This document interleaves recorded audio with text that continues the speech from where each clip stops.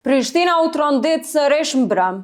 Një gjuajtje me armë trazoi banorët e rrugës B në kryeqytet, duke rikujtu kështu incidentet e shpeshta që ndodhin në këtë zonë, ku po përdoren edhe armët e zjarrit. Deri në momentin që jemi duke folë, nuk ka ndonjë të arrestuar, qysh njofton prokuroria. Po qysh na kanë thënë neve do burime të afërta, nga ajo që kemi mësu pra, është fat që rasti ka përfundu pa të plagosur ose të vrarë.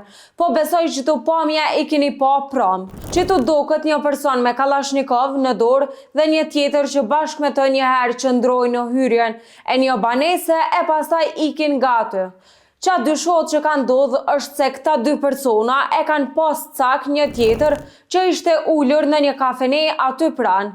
Mirë po planin nuk ju ka dalë që shkanë mendu, pasi që viktima e pretendume, si duket është kanë i përgatitun për një atentat ndaj tij. E në momentin që ai ka vrejt dy sulmuesit, kanë nxjerrë revolën dhe ka shtën në drejtim të tyre. Njëjtë kanë vepru edhe dy sulmuesit që pas disa krisjeve të armëve janë largu prej aty, e tani janë po në videot që kanë qarkullu në rrjet duke u largu nga vendi ngjarjes. Pra qysh na kanë thënë burime të zonës, ka pas shkëmbim zjarri mes dy palëve.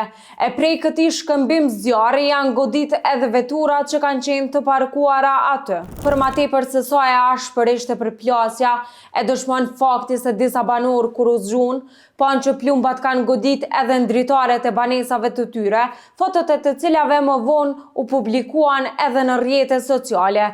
Deri tash në lidhje me këtë rast nuk ka ndonjë të arrestuar, ne kemi kërku detaje nga prokuroria themelore në Prishtinë, e që na kanë thonë ata në një përgjigje për lajmin e. Lidhur me pyetjen tuaj, ju njoftojmë se në rrugën B është raportuar për të shtëna me armë zjarri.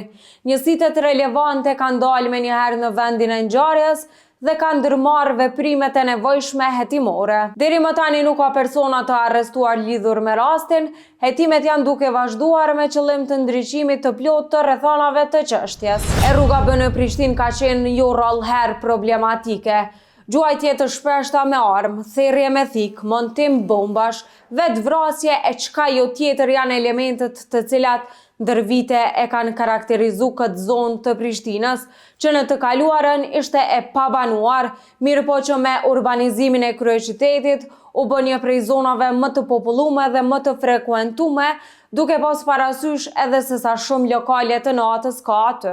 Vlen me cek se pikërisht kjo zonë e kryeqytetit para disa ditësh u trondit nga një tragjedi tjetër në të cilën mbeti vdekur dizajneri Festimi Sufi, nga se ka detaje deri tash ky i fundit vdiq nga plagët me thik që ja shkaktoi vetës, pasi paraprakisht goditi me atë mjet gruan e tij Irina Malokun. Në rrugën B disa herë ka pasur edhe grabitje e tentim grabitje, e madje në njërën prej tyre pati pasur edhe shkëmbim zjarri mes policisë dhe hajnave.